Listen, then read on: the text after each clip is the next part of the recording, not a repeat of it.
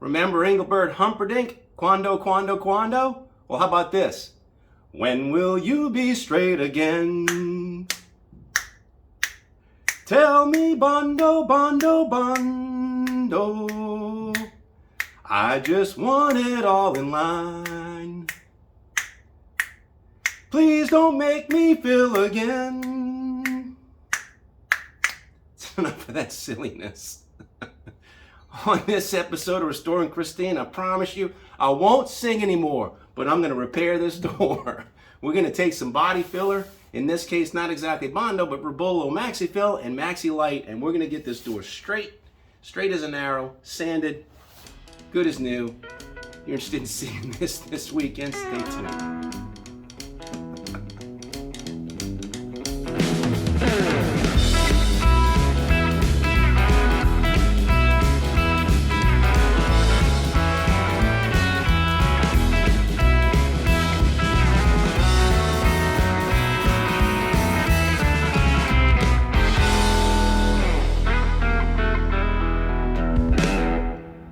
Welcome back to another episode of Restoring Christine. My name is Bill. This 56 Chevy Bel Air. Her name is Christine, and this channel is Restoring Christine. It's a video blog that I'm running where I'm documenting this build, this restoration of this 56 Bel Air in my garage. Home build, all do it yourself, all with my own two hands, by myself. It's about a 1.5 year project maybe so far. I am really making good progress. I'm trying to get this thing ready by the end of summer, and right now it's a cold, dreary, wintry day outside, but it's nice and comfortable here in the garage, so we'll be able to get some work done. Last weekend on the episode, I fought this quarter panel and I replaced a section that was too warped, too damaged, too dented, too out of shape to fill. I guess you can fill anything, but I just decided not to. So I put in a new panel here above a patch that I put in a previous episode. This was episode 17. This is the last episode. And then the episode before that, I bought a Harbor Freight stud welding gun. Let's see, where's that? Right here. So I bought one of these, got a couple of dent pullers, and I worked the door. Got a little bit more work to do, I think a little bit more dent pulling, so we're gonna do that this week. And I went and bought another almost not quite a gallon of body filler. I'm using Roberlo Maxifill, and they sell it in 0.8 of a gallon. In a gallon jug, they call it 3 liters. I don't know. But I'm gonna go ahead and I'm gonna pull a few more dents out just a little bit, and then we're gonna get started with some body filling. We're gonna get this door and this quarter panel. I don't know how, where I'm gonna start filling today, but we're gonna continue working this driver's side and start getting this thing in shape, ready for paint. So here we go.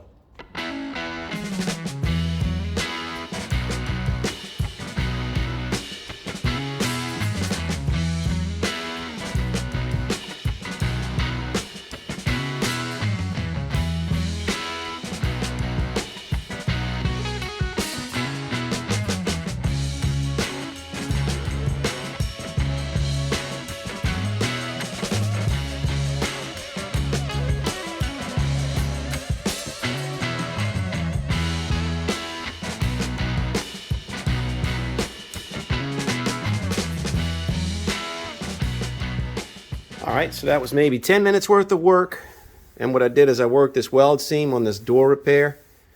I got a panel that I put in from here down. And in a previous video, when I first got started with that stud welder, I did this part, got all this in shape, and now I just did this little part. And it didn't take very long. This was in the previous video. I put a patch here for a rust spot, and that was down a little bit, so I had to pick it up. So now this is looking really good. This will all take filler really well. So the door is about ready to go. I need to just maybe spray some primer or something, because I don't like this bare metal. It's been bare for a little while. It might have a little bit of a rust film.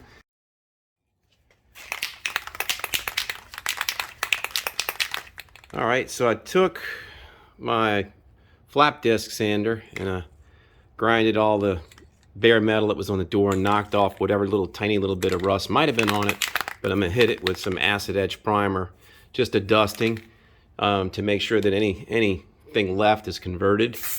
is any rust, you know, is hit with an acid, and then it won't, hopefully won't propagate underneath the fill. It doesn't have to be a lot, just enough to touch it up.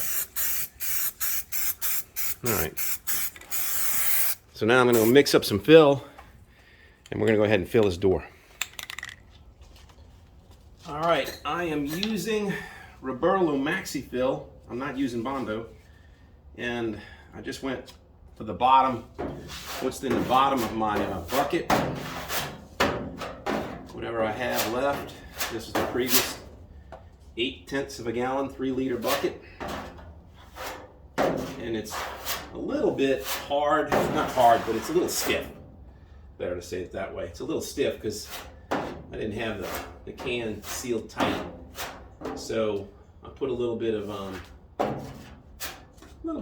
lacquer thinner in it, just to loosen it up a little bit, and it reconstituted just a tiny bit of tightness that it was. So I'm going to hit this with this primary filler, and then I'll come back after a little while and I've got Roberlo Maxilight, which is a lightweight filler that or a skimmer. It's a skimming filler. I bet not too much mud that I mixed up here. So I'm going to use an air board, an air file. I might use a Bondo hog. There's all kinds of things going on. So we're going to get one good, nah, I got plenty. I don't mind wasting this. I don't mind wasting the filler. It turns out that this is about $45, $50 for 8/10 of a gallon, 3 liters, which isn't bad. You know, it's a lot cheaper than I thought I was paying for it. At the moment, I don't know if I'm going to blame. I'm going to blame the 8/10 on shrinkflation, or the fact that they're starting to sell stuff, and or maybe it's not being sold in a metric quantity. I don't know, but it would be easier if they sold it in 4 liter, not 2 liter, not 3 liter. It's like you got a gallon can still, and they're selling less than a gallon in a gallon container. So when you look at it on a shelf, it looks like a gallon, but then if you read the labeling, it's 8/10. So I guess this segment of the video is watch Bill work. Oh, I'm so excited to be able to get to this point, though. Yeah. I don't know. We'll see what this door looks like. We'll see. Yeah. I'm going to use all of this fill. Every last bit of what I got on this board. Alright, it's a cold day. I don't know how long this is going to take. It looks like it's starting to tack now. So that's good. I mixed it a little bit hot. So we will see. We will see. Get the air compressor going. And yeah, that'll be it. So next step. Okay, it's been about 20 minutes. It's good and firm. So I'm going to go ahead and hit it with the rasp for a little bit. I always use this without the handle. It's a cheese grater. And then I'll probably hit it with the air file before we put another pass on it.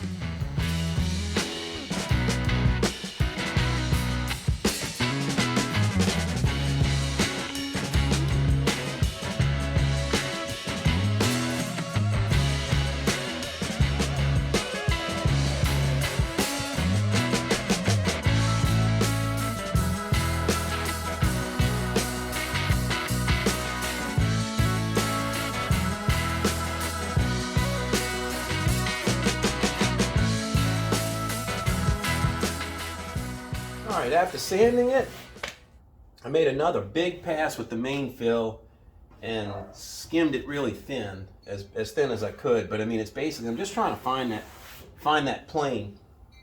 And I'm coming along. I think this is going to be the second and the last pass with the main filler. I'm going to go ahead and block sand this again. And when I block sand this, then the next thing I'll do is I'll come with the feather fill, and I'm going to cover the entire door. So it's a lot of fill. A lot of it ends up on the ground. You waste a lot of it, but this is what it takes to get, you know, to make sure everything is done. It's been a slow day. The weather's been cool, so the bondos, or the body filler's not been hardening very quickly, and you know, so there's a lot of breaks in between. But anyway, let's go ahead and get it sanded.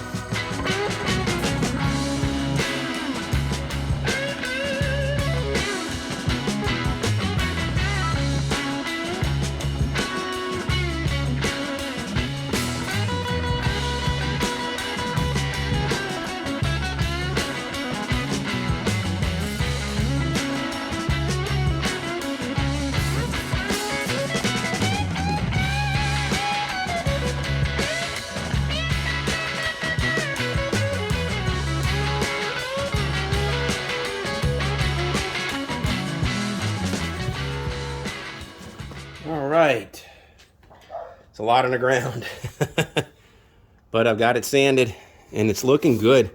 It's looking really good. I mean, it's pretty straight. I've got a straight edge. I've got an aluminum straight edge that I was using to check the door before, and I'm using it now for the fill. Wait till you see this trick. I'm going to show you on the next pass. I got one of my subscribers to thank for this idea, and this is going to be really neat. So what I'm going to do is I'm going to mix up a batch of Maxilight. That's the Skim, the feather coat. And then we'll put a feather coat on this, and it ought to be like 95% of the way there after we sand it. All right. So we got the Maxilight mixed up, and this is a skimming filler. It's the same thing as the other filler, except it's just got different working properties. So one of my subscribers, he's in Brazil, and his handle or his screen name is O Accumulador.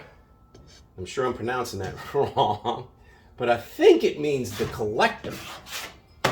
And he has been with me since the very beginning, since the early days of my channel, and he has always been encouraging me every Sunday morning. He looks forward to my videos, and he's been one of those that's been saying, man, you deserve so many more subscribers than what you have. Well, I don't know about that, but he gave me this tip, and I've never tried it until today. Boy, does it work nice. Basically, you use a straight edge like a ruler, like a 3-foot ruler, to skim, to screed. And what I'm trying to do now is I'm trying to get this filler on here. I'll probably have to do this in 2 halves. But you basically use the ruler to screed it out. And it it makes this work out so nicely. This method works really well for not wasting the material. There we go. So if I can just keep my fingers out from it, I think you get the gist. You know. You hear these 2 dogs outside? That's my neighbor's dog. And then now Deuce is joining the chorus. So my dog Deuce.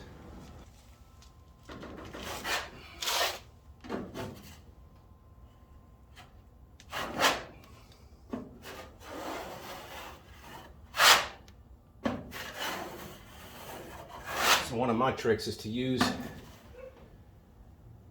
a 12-inch taping knife.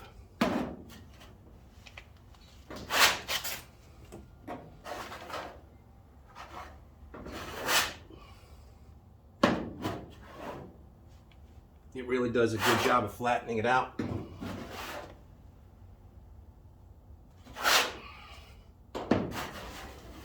It's starting to tack.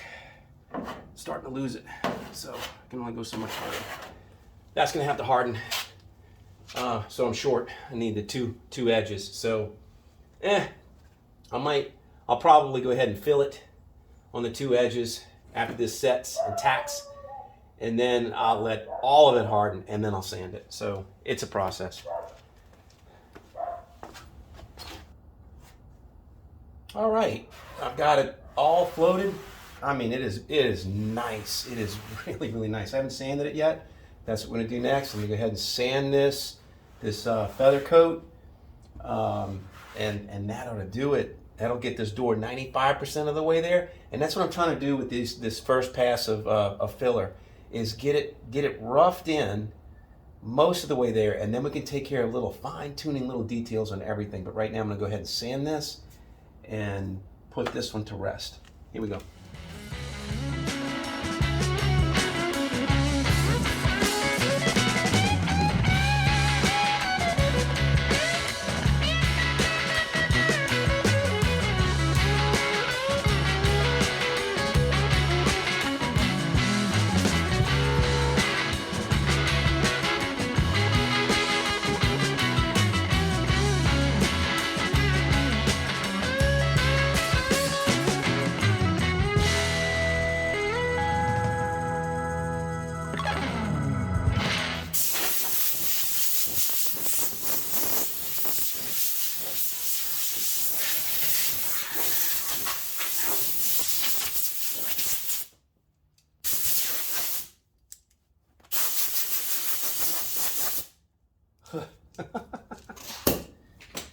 All right, well, I've run out of daylight.